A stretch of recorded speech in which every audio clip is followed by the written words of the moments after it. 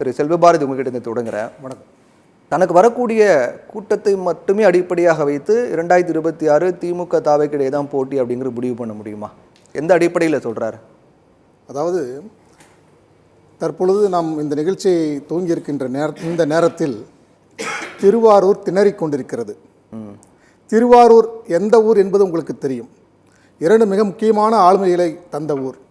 மிக முக்கியமாக இன்று தமிழகத்தை தன்னுடைய தமிழகத்தின் ஆட்சி பீடத்தில் அமர்ந்து கொண்டு தமிழகத்தை தன்னுடைய குடும்ப நபர்களை வைத்து தமிழகத்தினுடைய சொத்தை கபலீகரம் செய்து கொண்டு இருக்கக்கூடிய திமுகவினுடைய மிக முக்கியமான தலைவரை கொண்ட ஊர் திருவாரூர்.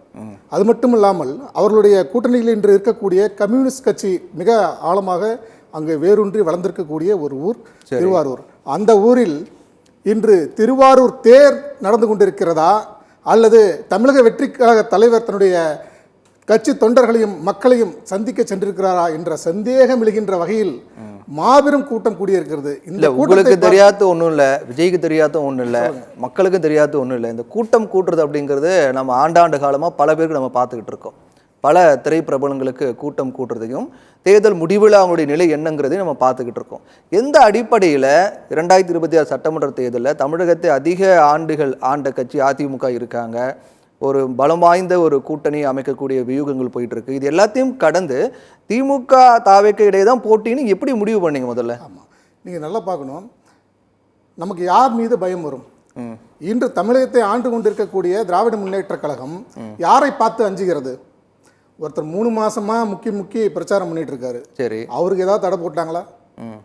ஆனால் தமிழக வெற்றி கழகம் ஆரம்பித்த நாளிலிருந்து மாநாடு நடத்தக்கூடிய இடங்களிலும் சரி, மாநாட்டுக்கு போடப்பட்ட விதிமுறைகளிலும் சரி, தற்பொழுது பரப்புரைக்கு போடப்படுகின்ற இந்த விதிமுறைகளும் சரி, வேற எந்த கட்சிக்குமே போடப்படாத விதிமுறைகள்.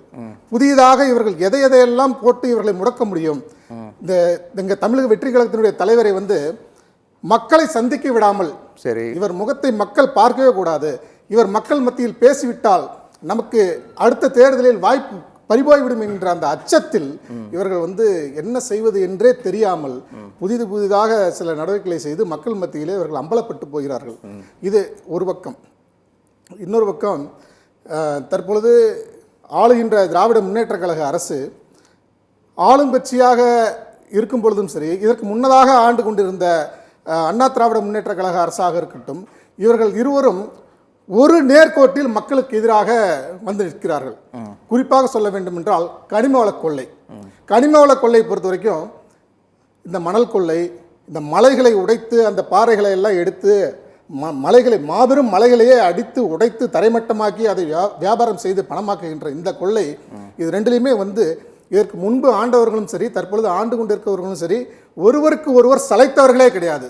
இது இன்று மக்கள் மத்தியிலே அம்பலப்பட்டு போயிருக்கிறது. ஏனென்று கேட்டால், எதிர்கால சந்ததியினர் கனிம வளங்கள் அழிந்து போய்விட்டால் என்ன ஆகும்? எதிர்கால சந்ததியினர்களுக்கு இயற்கை வளம் குன்றி போய் அவர்கள் நோயைப்பட்டவர்களாக நல்ல சாப்பாடு சாப்பிட முடியாமல், நல்ல தண்ணி குடிக்க முடியாமல், நல்ல காத்து இல்லாத எதிர்காலமே மனித இனமே அழிந்து போகக்கூடிய ஒரு செயலை இல்லை. நீங்க இப்ப இருக்கக்கூடிய ஆட்சியாளர்கள் இதற்கு முன்னாடி ஆண்டவர்களை பற்றி குற்றச்சாட்டு முன்வைக்கிறீங்க. அது நம்ம தனி சப்ஜெக்ட், நம்ம அதுக்குள்ள போட. இப்போ கேள்வி என்ன அப்படின்னா, இப்போ திமுகவுக்கு பயம் இருக்குது, அதனால தான் நிறைய தடைகள் விதிக்கிறாங்க நீங்க சொல்றீங்க.